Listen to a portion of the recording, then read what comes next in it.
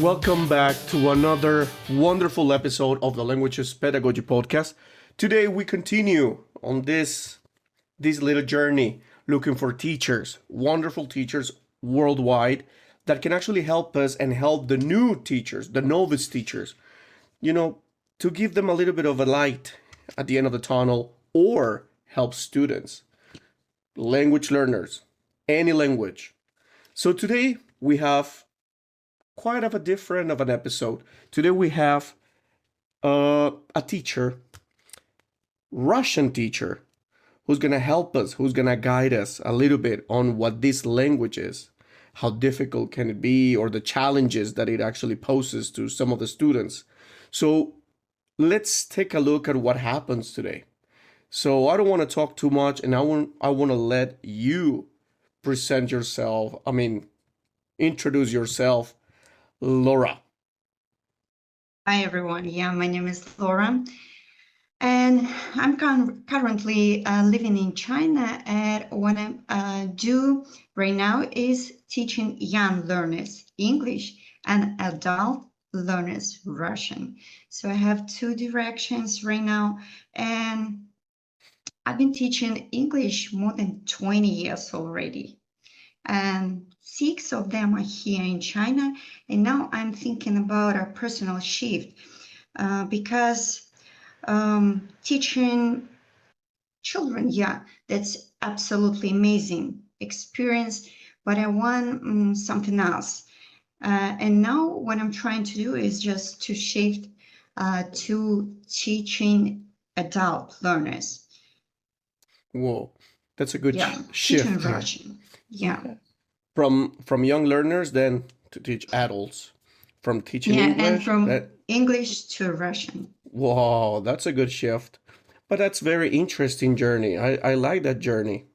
For sure, you have a Yeah. lot of stories over there about the things, the differences between English learners or Chinese learners learning English or learning Russian. As a personal experience, I love Russian. I love that language. It's so interesting. Yeah, it is. It is Difficult as it is, but beautiful. So absolutely beautiful. let's Yeah. start with that one. I think I would like to know, what originally drew you to languages? And why Russian now? To begin with, I need to say that from the very young age, I knew that I want to be a teacher. Wow. And I don't know why it's even difficult to explain, but I knew that it would be English. I had that sense that English opens many doors and it can, let's say, give me something different, something unusual. And I was doing that. I was living with that idea for many years. And when it was time, like to choose the direction, professional direction, I even didn't have any doubts. I wanted to be an English teacher. That's how my journey to the languages started. And as I mentioned before, I was teaching English for young learners pretty much more than 20 years, and it was a long journey. And I decided to switch. So number one, because I wanted something else, like deeper conversations, connection, different level of connections. And I think now it's absolutely obvious that the relationship between China and Russia is getting better and better, Oh, yes. closer and Not a closer, secret. and Russian language is getting more and more popular. And I saw that demand that adult learners, they want to learn Russian, and they have absolutely clear goals like business, relocation, relationship with women or men from a different country. Yeah. And for me, I think that's a mixture. Mm-hmm. The right time And as I mentioned before, the personal shift. Yeah. So yeah, I think it's a really good one. I mean, that fair enough, you made that switch in, that shift, because I think it's a good time actually for China and Russia right now. And yeah, political perspective also gets in between, I think. And now that I've been to a couple of cities in the south, and I even saw, where was it? Sanya. They're all the label signs are all in Russian. yeah, yeah, That was shocking because what? And well, there's a lot of Russian living there, and that's pretty good. I mean, that's how it is, we gotta actually just follow um what the market in the moment is asking us to do. And Russian is absolutely one of them right now. And little by little, it's gonna start growing and growing. I yeah, I compare it know. also with Spanish. But Spanish has also like coming up little by little, I think. Yeah, And it's now that we have the Russian part, why you think so many learners perceive Russian as one of the hardest languages? yeah, Russian language definitely has that fame of the most difficult language in the world. And to be fair, the part of it is the truth. Because Russian grammar is super complicated, super complex. So there are six cases in Russian language, and endings. They are changing all the time, depending on the context, depending on the case, tense, Mhm.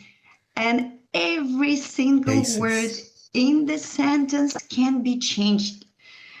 And of course, like for people who are trying to learn that language, it's just unbelievable how the language can be flexible.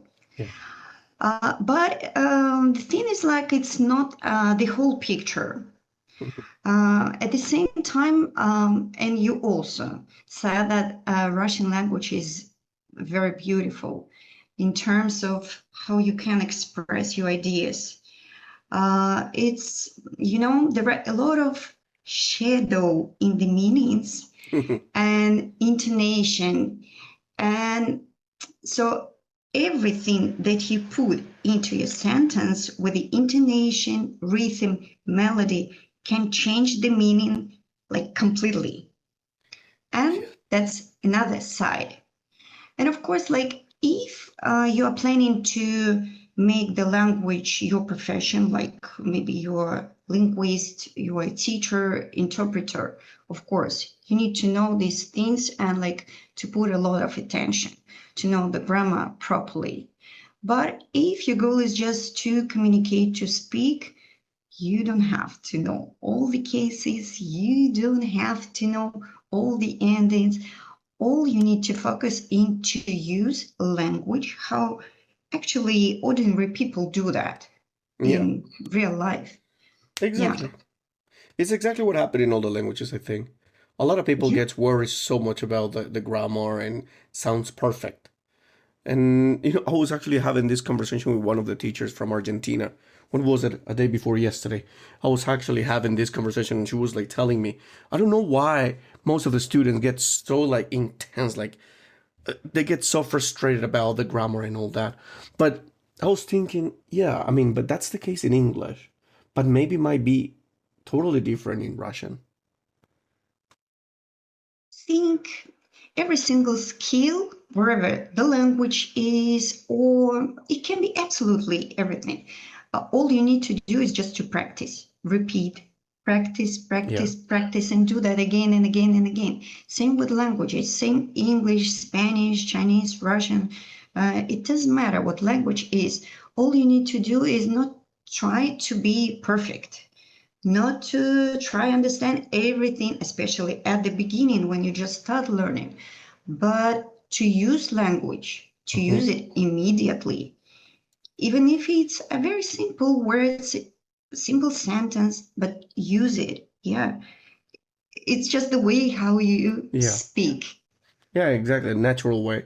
You know, Yeah, there's a word in Russian that comes. One time it was very hard for me. I don't know. Ona, Anna. Anna. But there's one that is Ona, and there's another one that is Anna. Yes, that's another thing about Russian language. My husband also is saying, "Why, guys, why are you changing everything? How can we sound?" I Hey, said, "Don't focus on that. Just memorize how to pronounce that. That's it. All you need to communicate." Yeah. Um, I think that's if one you of are the trying, cases. that's the way you read and write the word, and another way you are pronouncing the word. So you say, you write Ona, but you say Anna. It's okay, absolutely okay for us, but for those who are learning, a That's bit enough. difficult. That's I remember when I was actually trying to learn Russian. It was really complex in that sense. Try to match also the cases. That's another one. Super, super hard. But yeah, it's actually good that you're telling us this, that all the languages are quite the same. Everything depends on the practice, how much effort you put on Yeah, into it. So there's another aspect that happens with the students. And since you've been actually on the business and teaching a lot and throughout your career, I mean, regardless of the language that you've been teaching, there's a psychological aspect there, which is a barrier. What kind yeah. of a fear or anxiety do you see most often in your students when learning Russian, for example? The most common fears.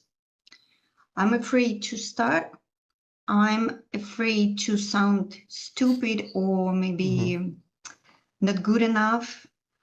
And I think that there are the most common things that people meet and face when they start learning Russian, especially. And I think in this case, there are no tips, but one: just go through, just meet your fear, just start doing. And you know, you can give really good advice, like, oh,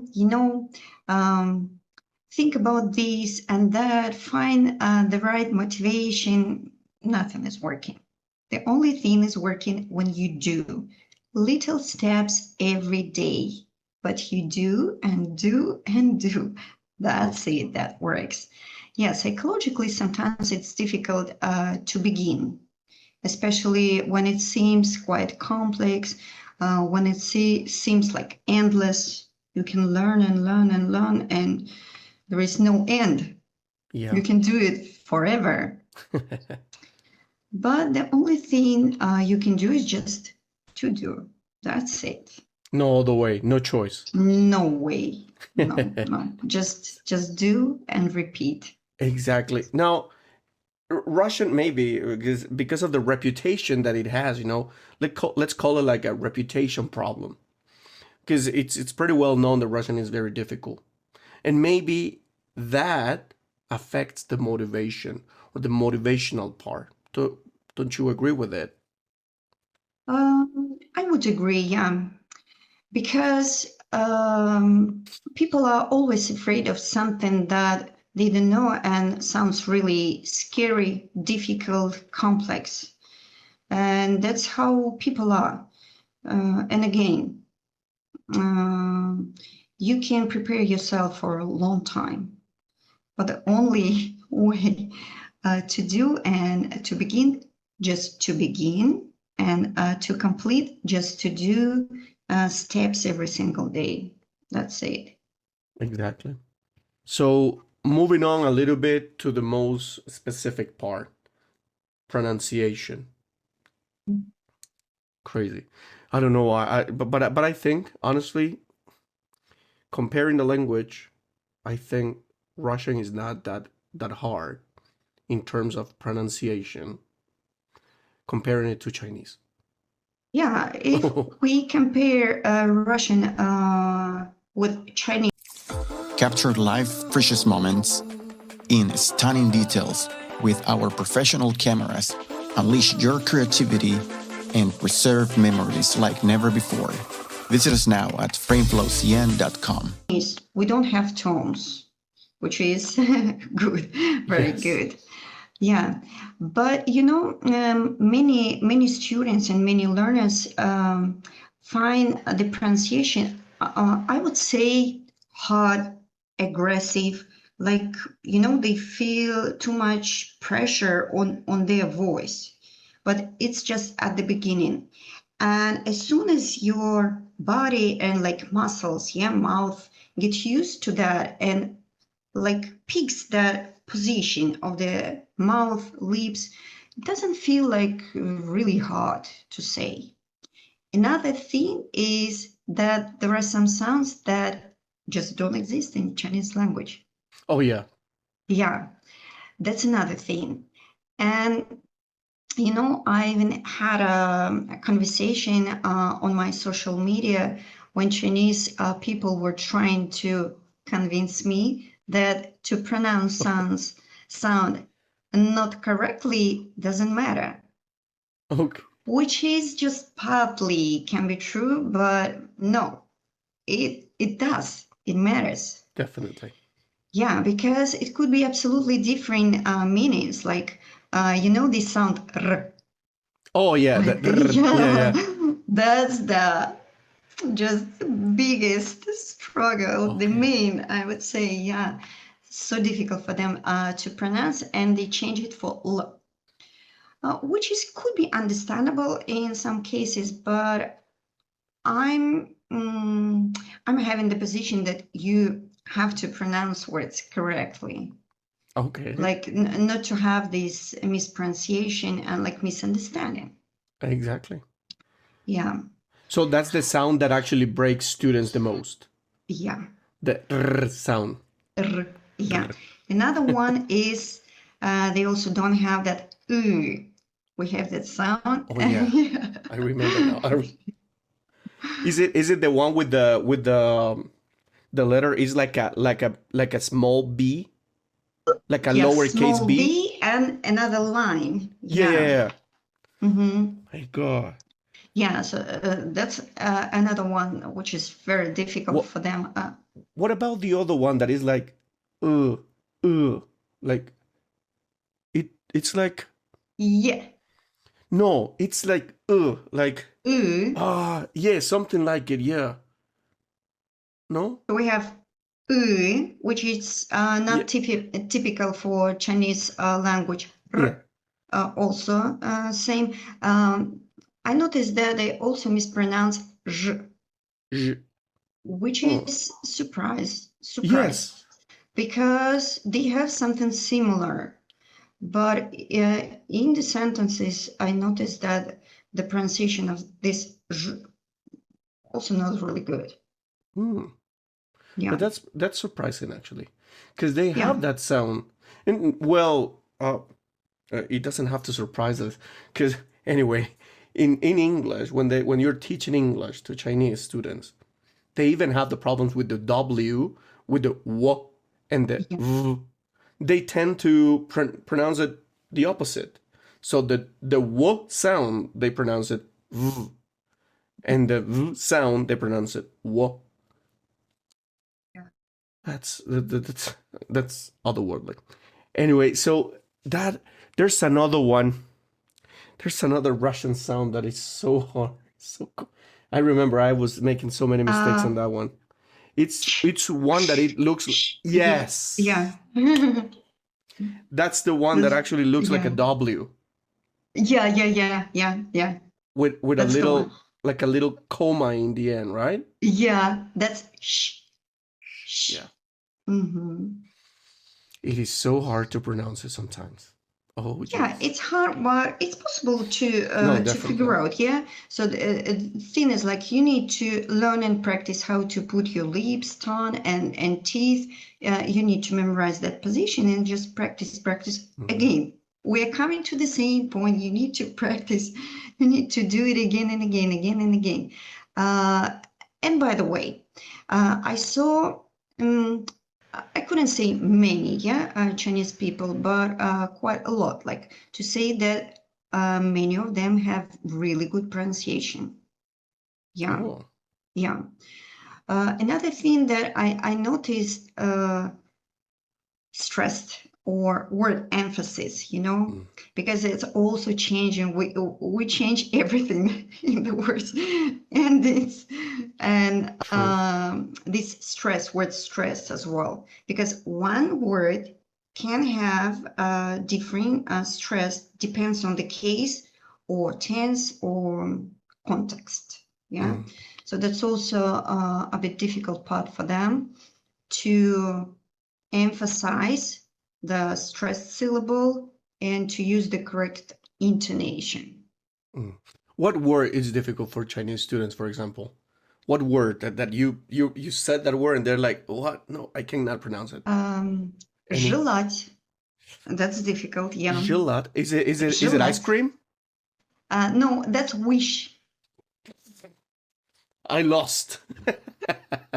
The worst Okay, student in the world. that's okay. So, because I don't know why it actually came to me like gelat, like gelato Gelato. from gelato, yeah, from Italian or something like. So like, oh, is it? No. Oh, Um, gotcha. Gelat. Работа. Oh, Работа. Yeah, so work. that's yeah, cool. Yeah. Awesome. So if my teacher actually watches this video, at least she won't feel disappointed. At least I learned one word. Rabota. Interesting. So now going a little bit to the following part that it's after pronunciation, we gotta go to a little bit of reading. I think reading it's pretty easy. If someone comes from a Spanish country, I think it's easier because of the alphabet. Yeah. But for sure, for a Russian speaker, for a Chinese speaker, it's a lot more difficult. How long does it realistically take to feel comfortable with the Cyrillic alphabet? Cyrillic alphabet looks terrible maybe for 2 days. Yeah, that's really easy to learn reading. And I would say reading Russian is the easiest part of the language because they also have Pini, which is kind of similar to Latin alphabet, yeah, English, Spanish. So some of the letters, I mean, like Cyrillic letters, they're very similar. They can sound similar to English or like Latin, yeah, languages. And you need just to memorize few letters to practice how to pronounce them correctly. That's it. If you see sh, you read sh. No, this combination like you have in Spanish or in English. If you have two letters, in one case you pronounce that the, in another one th. So, and you need to know. But in Russian language, if you see the letter, you read like the way it is in the alphabet. That's really easy. And I saw that in real life. So my husband doesn't speak Russian, and we were traveling in Russia, and yeah, Lazy man, and very lazy man. Come on, he's I'll got tell the them. teacher at home. Oh my goodness.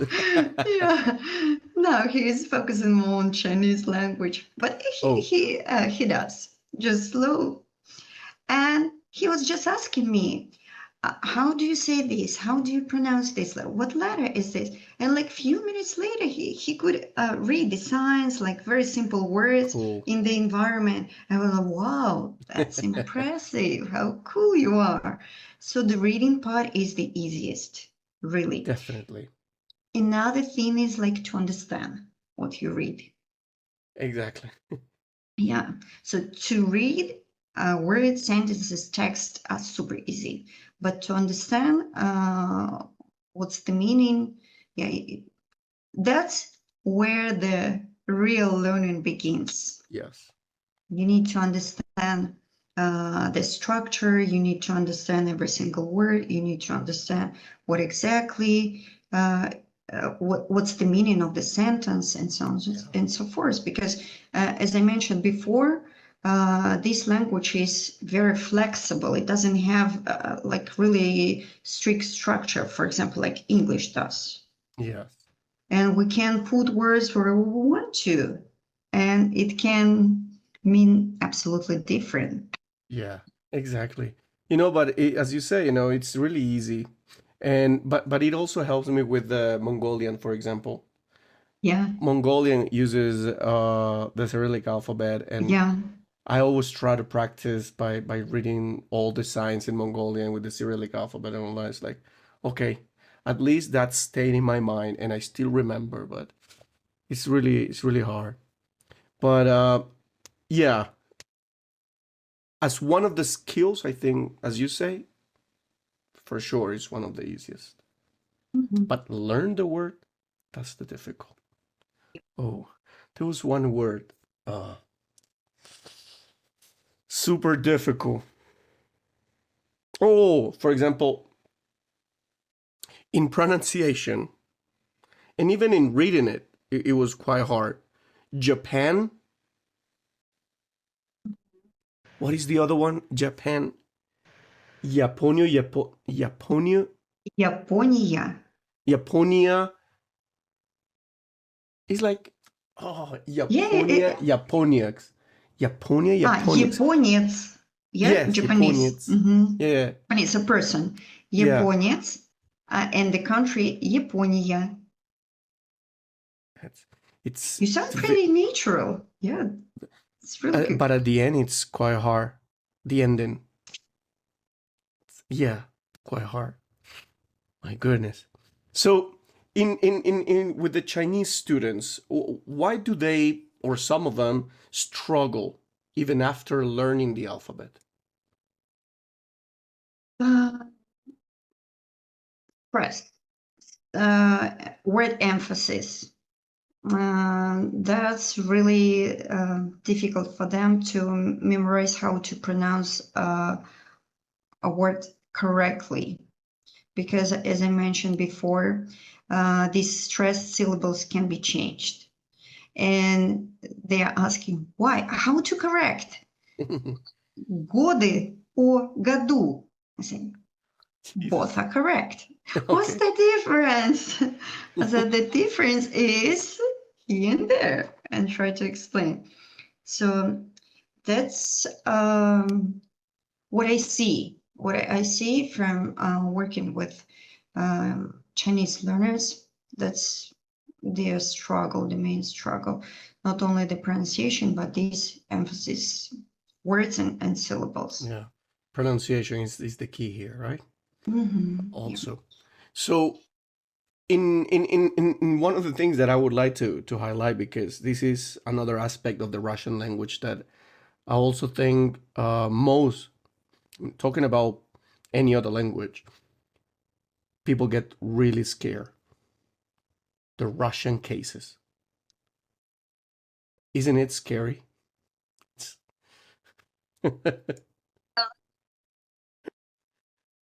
No? You know,